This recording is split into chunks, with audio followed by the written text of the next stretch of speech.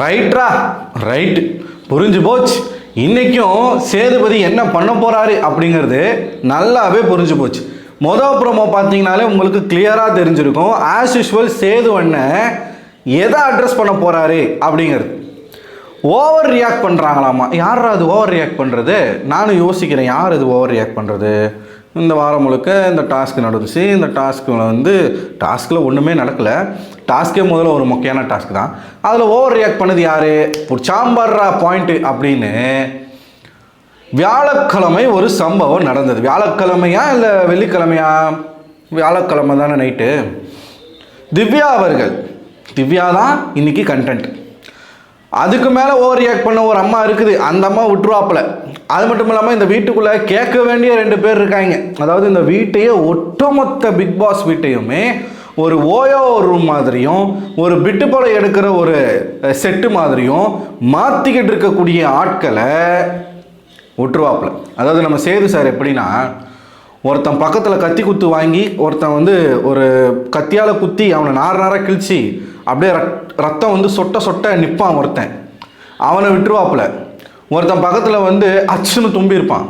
அவனை பிடிச்சிக்கிட்டு, ஏங்க எதுக்குங்க தும்புறீங்க, என்னத்துக்குங்க தும்புறீங்க, உங்ககிட்டலாம் பேசவே முடியாது, உங்களுக்கு நார்மலாக இருக்க வக்கு இல்லை, உங்ககிட்ட பேச ஒன்றும் இல்லை, அந்த வீட்டுக்குள்ளே போய் தும்புறீங்க, ஏங்க அவங்க தும்பும் போது நீங்கள் யாருமே கேட்கல, எல்லாருமே வேடிக்கை பார்க்குறீங்க, அப்போ நீங்களாம் யாருங்க, நீங்களாம் மனுஷங்க தானா, அப்போ இதுதான் உங்களோட குணமா? அவன் நின்றுட்டு கெத்தா, நாளைக்கும் ஒருத்தனை கொலை பண்ணுறேன், நாளைக்கும் ஒரு மர்டர், ஒரு சம்பவத்தை பண்ணுறேன் பார். பாப்பாப்பில் பார்த்துட்டு உங்கள்கிட்ட பேசுகிறதுக்கு ஒன்றும் இல்லை, உட்காருங்க அப்படின்றவாப்பில். கத்தியில் குத்திட்டியாப்பா, அவன் செத்துட்டானா, ரத்தம் வருதா, சரி ஓகே, கத்தியை ஓரமாக வச்சுட்டு சும்மா உட்காந்துக்க.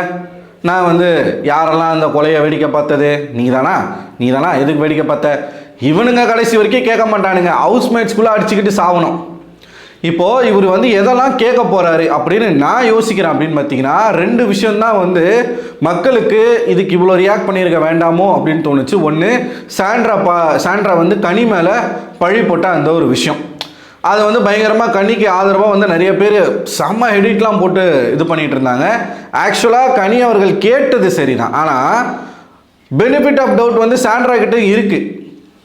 சம்மந்தமே இல்லாமல் சாண்ட்ராவை ட்ரிகர் பண்ணுன்றதுக்காக முழுக்க ரைம்ஸ் பாடினது எதுக்கு அப்படிங்கிற ஒரு கேள்வி இருக்குல்ல. முதல்ல அம்மா அப்படின்னு ஆரம்பிக்கிறது பார்வதி கேட்குறாங்க, அதோட விட்டாங்க. அப்புறம் கனியை தான் ஃபுல் அட்டாக் மோடில் சாண்ட்ரா போயிட்டாங்க. ஸோ அந்த விஷயத்துக்கு அவ்வளோவா ரியாக்ட் பண்ணியிருக்க வேண்டிய அவசியம் இல்லை அப்படின்னு மக்கள் நினச்சாங்க. இன்னொன்று, திவ்யா விசஸ் கமருதீன் அந்த ஒரு சண்டை, அதாவது இந்த பிரச்சனை, கனியுடைய பிரச்சனை நடந்துக்கிட்டு இருக்கும் பொழுது திவ்யா அந்த சைடு சாப்பாடை ஏதோ சமையலில் என்னமோ பார்க்க போயிருக்கும் பொழுது பின்னாடி ஆதிரி கை வச்சோடனே பயந்து கத்துறாங்க. பல இடங்களில் அவங்க கத்துறாங்க. ஏன் பிக் பாஸே ஒரு இடத்துல அப்பத்தா அப்படின்னு கூப்பிட்டுருப்பாப்புல. ஏன்னா திவ்யா அப்படின்னு கூப்பிட்டா திவ்யா அப்பத்தா அப்படின்னு கத்திடுறாங்க. ஏன்னா டக்குன்னு ஒரு சவுண்ட் அவங்க கத்திடுறாங்க. அது இயல்பாகவே எனக்கு இருக்குது அப்படின்னு அவங்க சொல்கிறாங்க. பல இடங்களில் நம்ம பார்த்துருக்கோம். சில இடங்களில் அவங்க கத்தாமையும் இருந்திருக்காங்க, ஆனால் ரியாக்ட் பண்ணுவாங்க. அப்படி ஒரு ஜர்க்கு ஒன்று வருது அவங்களுக்கு, ஓகேவா? அவர் பிக் பாஸ் திவ்யா கூட விளையாடுறாப்புல, அப்பத்தா அப்படின்னு கூப்பிடுறாப்புல, உடனே அப்படின்னு கத்துறாங்க திவ்யா. பிக் பாஸே ஷாக் ஆகிட்டார். நான் இதை எதிர்பார்க்கவே இல்லை, திவ்யான்னு கூப்பிட்டா தான் நீங்கள் அப்பத்தான்னு கத்துறீங்க, நான் அப்பத்தான்னு கூப்பிட்டா அதுக்கும் நீங்கள் கத்துறீங்க, நெக்ஸ்ட் டைம் நான் கத்தி பார்க்குறேன் அப்படின்னு அவர் விளையாடிக்கிட்டு இருக்காப்புல. ஸோ அது ஒரு மேட்ரு கிடையாது, ஓகேவா? அவங்க கத்துறது ஒரு மேட்ரு கிடையாது. அப்படி அவங்க கத்தும் பொழுது இந்த ஒரு பிரச்சனை இங்கே ஒன்று போய்கிட்டு இருக்கு. அந்த சமயத்தில் கமருதீன் லூஸ் மாதிரி பண்ணாதீங்க அப்படின்னு ஒரு வார்த்தையை கேட்டுறாப்புல. இதுக்கு ஆதிரியும் திவ்யாவும் ரியாக்ட் பண்ணி கேட்குறாங்க, எதுக்கு அந்த மாதிரி சொன்னீங்க அப்படின்னு சொல்லிட்டு. இப்போது திவ்யா கத்துனதும் பெரிய விஷயம் இல்லை, கமருதீன் லூஸுன்னு சொன்னதும் அவ்வளவு பெரிய விஷயமானு கேட்டிங்கன்னா கிடையாது தான் நானும் சொல்லுவேன். அதுக்கு திவ்யா கொஞ்சம் பொறுமையாக இருந்திருக்கலாம். அவங்க அந்தளவுக்கு அதை ரியாக்ட் பண்ணியிருக்க வேண்டிய அவசியம் இல்லை. சரி ஓகேப்பா, ஏன்பா இப்படிலாம் சொல்கிறீங்க அப்படின்னு சொல்லிட்டு ஒரு காமான ஒரு விஷயமா விட்டுருக்கலாம். அவங்களும் கொஞ்சம் ரியாக்ட் பண்ணிட்டாங்க, கமருதீனும் ரியாக்ட் பண்ணிட்டாப்புல, ஆதிரியும் ரியாக்ட் பண்ணிட்டாங்க. இப்போது இதைத்தான் விஜய் சேதுபதி சொல்கிறாரா ஓவர் ரியாக்ட்னு சொல்லி? எனக்கு அதுதான் தோணுது. எதுக்குங்க இவ்வளோ ரியாக்ட் பண்ணுறீங்க? அதுக்கேம்மா இவ்வளோ ரியாக்ஷன்? அவங்களே கேட்டு தெரிஞ்சுக்கலாமா? அவங்கக்கிட்ட கேட்குறதுக்கு ஒன்றும் இல்லை, அவங்க விளக்கம் கொடுக்குறாங்களான்னு மட்டும். உங்களுக்கு கேட்குறதுக்கு என்னதான் இருக்குது? என்ன நடந்தால் தான் கேட்பீங்க அந்த வீட்டுக்குள்ளே? என்ன நடந்தால் தான் விஜய் சேதுபதியும் சேனலும் ரெஸ்பான்சிபிள் எடுத்துப்பீங்க, கேட்பீங்க? ஐயா, சோஷியல் மீடியா முழுக்க உங்களை அட்டாக் பண்ணுறாங்க, உங்களை கேள்வி கேட்குறாங்க, இதை பற்றி பேசுங்கன்னு சொல்கிறாங்க, உங்கள் சேனலுடைய மானம் போது, மரியாதை போது. இவ்வளோ ஏங்க இந்த ஏஞ்சல் வெர்சஸ் டீமன் டாஸ்க்கு ஏங்க வைக்கலை? நான் என்ன கேட்குறேன், தலை ரூமுக்குள்ளே யார் வேணாலும் வரலாம் அப்படிங்கிற பெர்மிஷன் தான் பிக் பாஸ் கொடுத்துருந்தார். தலை ரூமில் யார் வேணாலும் படுத்து தூங்கலாம் அப்படிங்கிற பெர்மிஷன் அவர் கொடுக்கல. பார்வதி போய் நேற்று முழுக்க படுத்துட்டு இருந்தாங்க, யாருமே அதை கேட்கல. அதெல்லாம் கேட்பீங்களா? மிட் நைட்டில் எதுக்கு நாய் குலைச்சிது கேட்பீங்களா? கேட்க தைரியம் இருக்கா, தெம்பு இருக்கா, திராணி இருக்கா? கேட்க முடியுமா உங்களால்? முடியாது. அப்போ திவ்யா ரியாக்ட் பண்ணது, அதுக்கு சண்டை போட்டது, சாண்ட்ரா ரியாக்ட் பண்ணது, இதுதான் இந்த வீட்டுக்குள்ளே பெரிய பிரச்சனையா? இதுதான் மக்கள் பாத்தியா இதை கேட்டே ஆகணும்னு சொல்கிறாங்களா? நீங்கள் மக்கள் செல்வனா இல்லை மானங்கட்ட செல்வனா? எனக்கு புரியலை. மக்கள் என்ன நினைக்கிறாங்க? மக்களுக்கான பிரதிநிதியாக நீங்கள் அங்கே போயிருக்கீங்க. அப்போ சோஷியல் மீடியாவில் என்ன மாதிரியான விஷயங்கள் போய்கிட்டு இருக்கு? சார், நீங்கள் உட்காந்து 24 மணி நேரம் நாங்கள் பார்க்குற மாதிரி பார்க்கணுன்ற அவசியம் இல்லை. உங்களால் அது முடியாது, எங்களுக்கு புரியுது சார். நீங்கள் ட்விட்டரை ஃபாலோ பண்ணாலே உங்களுக்கு புரிஞ்சிடும் என்ன நடந்துகிட்ருக்கு அந்த வீட்டுக்குள்ளேன்னு சொல்லிட்டு. ட்விட்டரு, ஃபேஸ்புக்கு, யூடியூப், ரிவ்யூ இதெல்லாம் நீங்கள் பார்க்கலாமே. ஒரு 10 நிமிஷம் உங்களுக்கு கேப் கிடைக்குமா? ஒரு ரிவ்யூ ஒரு நாளைக்கு நீங்கள் பார்த்தீங்கனாலே அந்த நாளில் என்னென்ன நடந்துச்சுன்றதை நாங்கள் ரிவ்யூவில் தெளிவாக சொல்கிறோம்.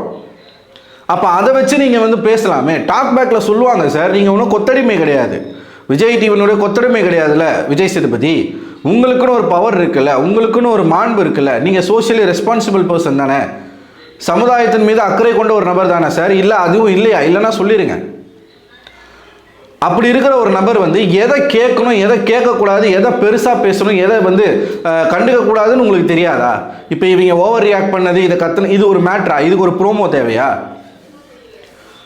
ஐயா, 2 வாரமாக அவங்க தப்பு பண்ணிட்டு இருக்கேன்றதை அவங்களே ஓப்பனாக சொல்லிக்கிட்டு இருக்காங்க. ஐயா நாங்கள் தப்பு பண்ணிட்டோம், வெளியில் எதை காட்டியிருக்காங்க எதை காட்டலைன்னு தெரியலையே, எங்களுக்கு இதுவாக இருக்குது அதுவாக இருக்குது, எங்கள் அம்மா என்ன நினைப்பாங்க, எங்கள் ஆட்டுக்குட்டி என்ன நினைப்பாங்கன்னு ஓப்பனாக பேசிகிட்டு இருக்காங்க. ஒருத்தன் நான் உன்னை கல்யாணம் பண்ணிக்கிறேன்றான். கல்யாணம் பண்ணுற அளவுக்கு நீங்கள் என்னடா பண்ண பாத்ரூமில்? கேட்க துணிவு இருக்கா? சுபிக்ஷாவும் விக்கல்ஸும் உட்காந்து பேசினதை மட்டும் நீங்கள் கேட்குறீங்க, ஸ்க்ரீனை தூக்கிடுவேன்றீங்க. முந்தான நைட்டு நாய் கொலைக்கு விட்டுறீங்க. அதுக்கப்புறமா வெளியில் யாரும் படுக்கக்கூடாதுன்னு சொல்லிட்டு ஒரு அனௌன்ஸ்மெண்ட் கொடுக்குறீங்க.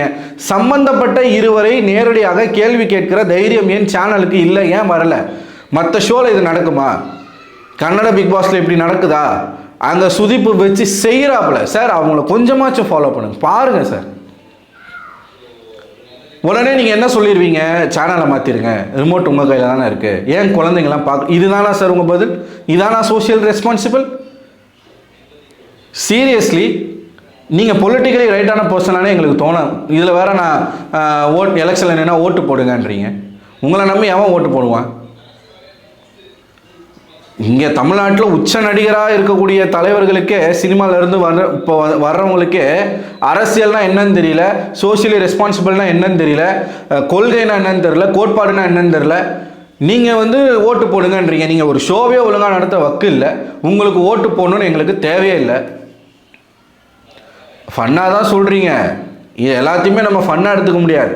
ஒருவேளை நடக்கலாம் வருங்காலங்களில். நம்ம என்ன நினச்சி பார்த்தோமா? விஜய் அரசியலுக்கு வருவார், கமலஹாசன் அரசியலுக்கு வருவார் நம்ம நினச்சி பார்த்தோமா? நடிகன்ற ஒரு தகுதியை வச்சுக்கிட்டு அரசியலுக்கு வந்துடுறது. அதுக்கு முன்னாடி நீங்கள் என்ன பண்ணியிருக்கீங்க, என்ன பேசியிருக்கீங்க, என்னெல்லாம் நடக்குது, நீங்கள் எப்படிப்பட்ட ஒரு பர்சன், எது சார் காட்டும் இந்த நிகழ்ச்சி? இப்போ கமலஹாசன் ஆகச்சிறந்த ஒரு கலைஞர் சார். அவரை நடிப்பில் அவர் அடிச்சுக்க ஆள் கிடையாது. அது மாற்றுக்கருத்தில் உலகநாயகன் தான். அவருக்கு தமிழ்நாட்டு அரசியலில் ஒரு ஆசை இருக்குது, அவர் வராரு.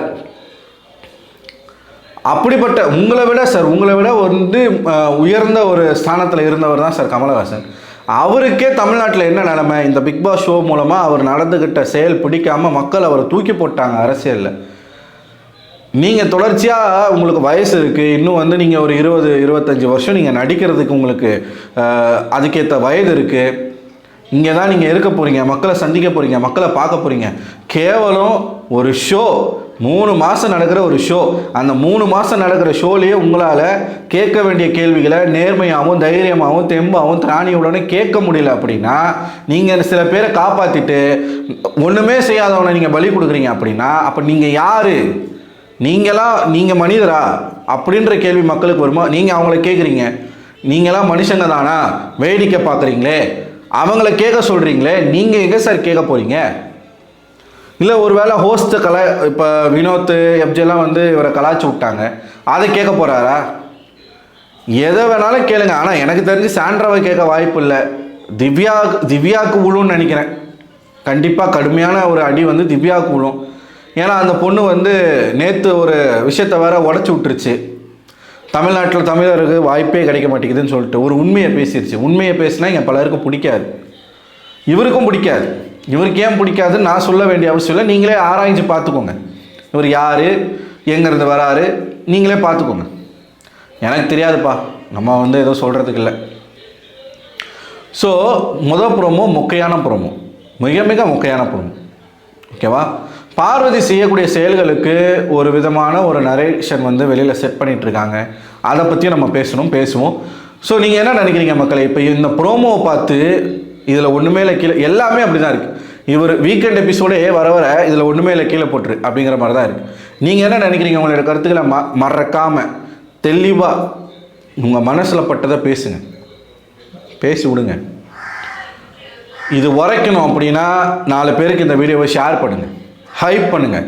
சப்ஸ்கிரைப் பண்ணாமல் பார்க்குறீங்கன்னா சப்ஸ்கிரைப் பண்ணுங்கள். நம்ம சேனலில் வந்து ஒரு தலைபட்சமோ ஒருத்தருக்கு சொம்படிக்கிறதோ நடக்காது. என்னுடைய ரிவ்யூ எப்பயுமே வந்து அது நான் பெருமைக்குன்னு சொல்ல, நான் ரொம்ப வாழ்வியலோட கனெக்ட் பண்ணி பேசுவேன். அது வந்து எனக்கு ரொம்ப பிடிக்கும். அப்படிப்பட்ட ஒரு ஆள் தான் நான். எதுவாக இருந்தாலும் ரியாலிட்டியோடு நான் வந்து மிங்கல் பண்ணி பேசக்கூடிய ஒரு ஆள். ஸோ உங்களுக்கு என்னுடைய ரிவ்யூ பிடிக்குது அப்படின்னா இந்த சேனலை சப்ஸ்கிரைப் பண்ணுங்கள். சப்ஸ்கிரைப் பண்ணாமல் நிறைய பேர் பார்க்குறீங்க, சப்ஸ்கிரைப் பண்ணுங்கள். உங்கள் நண்பர்களுக்கும் சப்ஸ்கிரைப் பண்ண சொல்லுங்கள். அண்ட் இன்றைக்கி நம்ம சேனலில் முதல் முறையாக ஒரு vlog ஒன்று எடுக்க போகிறோம். அது வந்து நாளைக்கு இல்லை நாளன்னைக்கு நம்ம சேனலில் வரும். ஸோ அடுத்து vlog வந்து ட்ரை பண்ணலான்னு இருக்கேன். ஸோ நீங்கள் அந்த வீடியோ பாருங்கள், பிடிச்சிருந்தா அதுக்கும் சப்போர்ட் பண்ணுங்கள். ஸோ உங்களுக்கு பிடிச்சிருந்தா கண்டினியூவாக நம்ம வந்து vlogs வந்து இனிமேல் போட ஆரம்பிப்போம் அன்டில் பிக் பாஸ் சீசன் 10 வர வரைக்கும். உங்களோட கருத்துக்களை மறக்காமல் கமெண்ட் பாக்ஸில் கமெண்ட் பண்ணுங்கள். அடுத்த ஒரு வீடியோவில் உங்களை சந்திக்கிறேன். அதுவரை உங்களிடம் விடை பெறுவது நான் அரவிந்தன்.